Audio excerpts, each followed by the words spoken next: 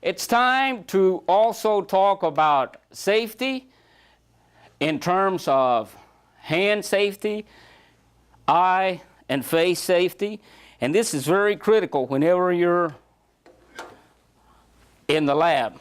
Now, notice, it says you should always wear latex gloves in a biology lab setting, and this is what I'm putting on right here. Now, if you have a latex allergy, which some of you may have, okay, it's very critical that you let your instructor know about what's happening with the allergy that you have, because we would want this to happen in a science setting. Okay, now let me show you what's going to happen here.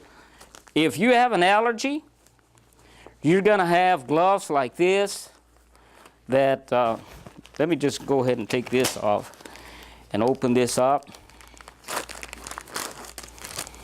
Okay, these are latex-free gloves, and I'm going to show them to you. Here we go, Professor Paul.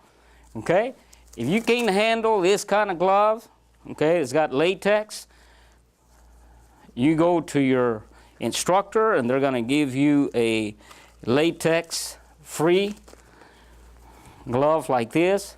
And for those of you that have an allergy, well, it's not that bad of a deal, because this way you're able to, oh my goodness gracious, here we go, we got it in here. Anyway, and of course this latex glove, of course, is free, and you don't have to worry about getting allergies from something like this.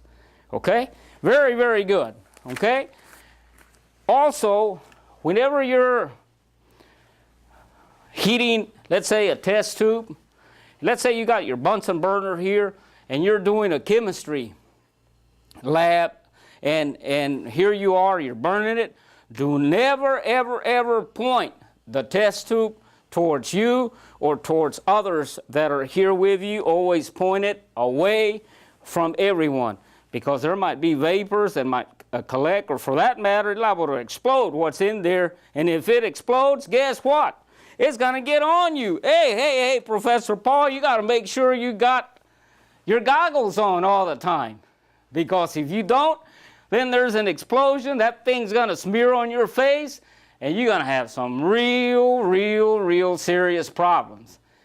And especially those of you going to be in chemistry, I know for a fact that you're going to do a metal series reaction lab where you're going to take some mossy zinc and you're going to place it in a much bigger test tube than this, where you're going to drop probably 10 milliliters of hydrochloric acid.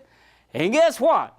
As soon as you drop, you got some Alka-Seltzer motion going in there, vapors collecting, and this thing is going to collect and collect and collect, and all of a sudden it's going to start smelling funny. Hello, you make sure you got the fume hood on, that you've got the ventilators on, because you got hydrogen gas being spread out all over. Hey, Professor Paul.